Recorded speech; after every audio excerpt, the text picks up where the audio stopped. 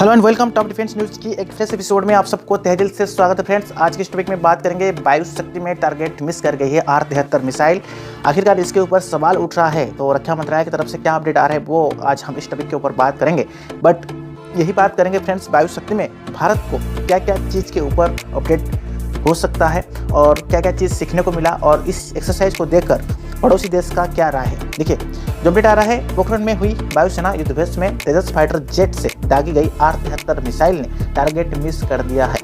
जो अपडेट आ रहा है इंटरनेट पर, इसके काफ़ी चर्चा हो रहा है। कहा जा रहा है कि इस मिसाइल की जगह कोई और हथियार इस्तेमाल करना चाहिए। आइए जानते हैं कि इस मिसाइल की ताकत क्या है, रेंज क्या है और आने वाला दिन में भारत इस मिसाइल को रिप्लेस करके कौन सा मिसाइल लगाया जा सकता है, वो भी बात करेंगे। देखिए फ्रेंड्स, वीडियो शुरू करने से पहले यदि आप हमारे चैनल पर न्यू है, फर्स्ट टाइम विजिट किए हैं, तो चैनल को सब्सक्राइब करके और नोटिफिकेशंस को ओके कर सकते हैं।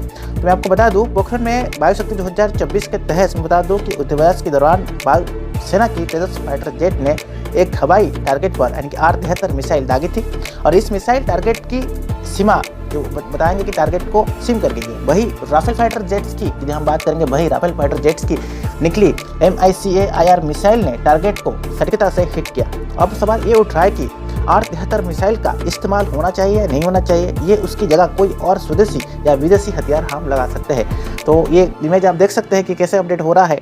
और एक अपडेट आ रहा है कि तेजस ने R-73 मिसाइल जब दागी तब मौसम सही था, लेकिन टारगेट जो भी बात करेंगे, टारगेट सामने था, लेकिन मिसाइल टारगेट की नज़दीक से गुजर रही थी। ऐसे ये लग रहा था कि उसका फ्यूज़, यदि हम बात करेंगे, इसका फ्यूज़ ट्रिगर नहीं हुआ था या असली वजह तो पता नहीं चला है, लेकिन इसके जांच की ज़रूरत बताई गई है। और साथ ही में यह एक न्यू अपडेट के तहत फाइटर जेट्स को तहत मिसाइल को लगाए जाने की अपडेट आ रहा है।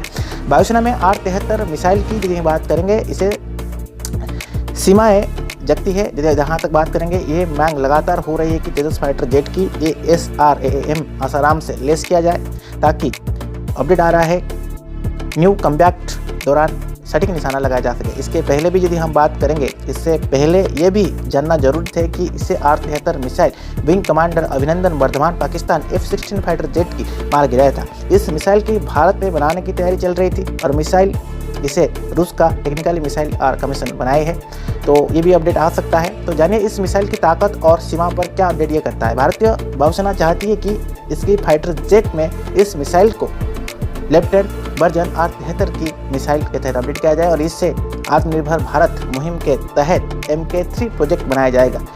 यदि मैं बात करूं, लेटेस्ट वर्जन की रेंज 30 किलोमीटर है। साथ ही इसमें RBBMD टेक्नोलॉजी लगी हुई है और जिसके इसका रेंज बढ़कर 40 किलोमीटर तक जाती है। किसी भी तरह की एयरक्राफ्ट में इसको लगाया जा सकता है। यह मिसाइल के तहत यदि हम बात करेंगे, डंक फाइटर जेट बनी गई है। हवाई टारगेट की किसी भी उपकरण के तहत इसको ये मार गिरा सकता है, चाहे आप दिन हो या फिर रात हो। यदि मैं बात करूं, यहाँ तक कि इसमें इलेक्ट्रॉनिक काउंटर रेंज वाले हमला भी किया जा सकता है। इस मिसाइल दुश्मन टारगेट पर सटीक निशाना लगाया गया है और इस मिसाइल को फाइटर जेट्स, बम वर्षक या फिर अटैकिंग हेलीकॉप्टर के तहत अपडेट किया जा सकता है।